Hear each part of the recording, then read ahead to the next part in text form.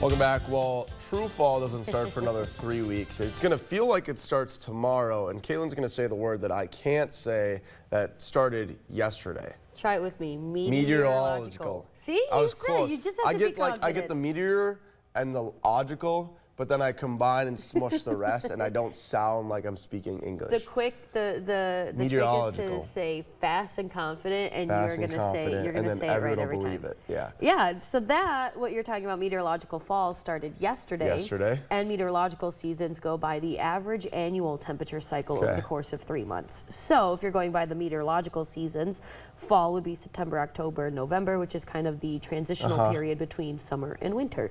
So winter technically would start December 1st. Yep, and run through January and February. And then spring would be March, April, May. So it kind of follows those typical temperatures that you would kind of associate with those seasons, where the astronomical seasons go by the phases of the moon and the earth and things like that. So if you're looking for fall. Science class, 6:30 in the morning, right here in the studio. I don't have a permission form to do that, so you're just going to have to watch. You're just going to have to trust us and trust me and say that if you want it to feel like fall, don't worry, it's going to after today. Now, we've got one more day of those seasonal temperatures for those of you that are holding on to the more summer-like temperatures, if you will. We're starting off this work week with sunshine and quiet conditions.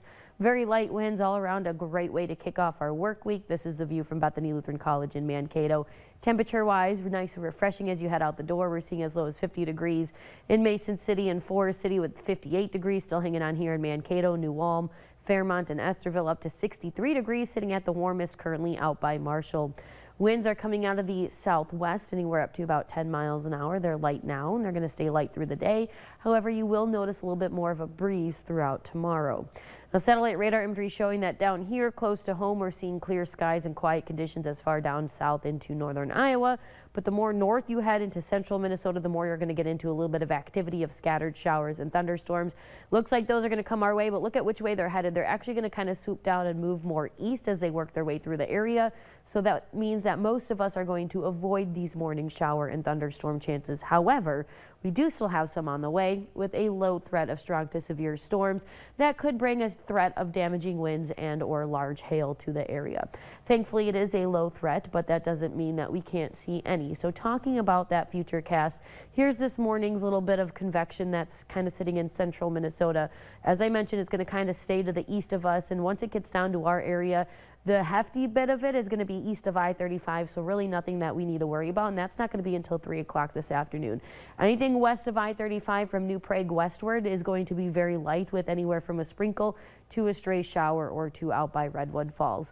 Now, as we go through the afternoon into this evening, that cold front's going to start slowly make its way into the area, reaching a little bit closer to home by about 6, 7 o'clock this evening.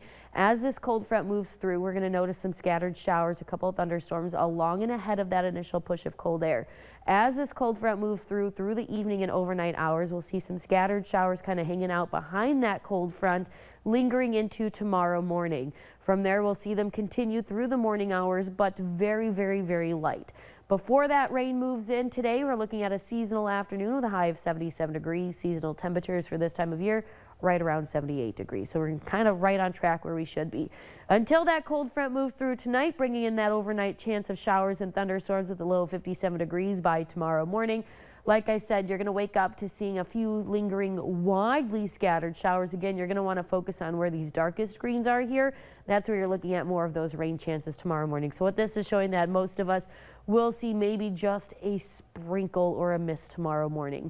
Majority of that is going to clear out between 10 tomorrow morning and noon tomorrow afternoon, providing a little bit of sunshine, and then we'll see a few straggler sprinkles kind of moving through the area through the mid-afternoon hours, with mostly clear skies, continuing to stay clear as we go into tomorrow night and Thursday morning.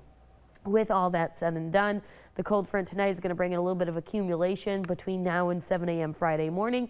We're looking at 1/10 of an inch to about 1/2 inch, but averaging right around 1/4 of an inch of rain. Here's a look at your extended forecast, showing that after today, we're going to see temperatures anywhere in the low to mid 60s through the rest of this week.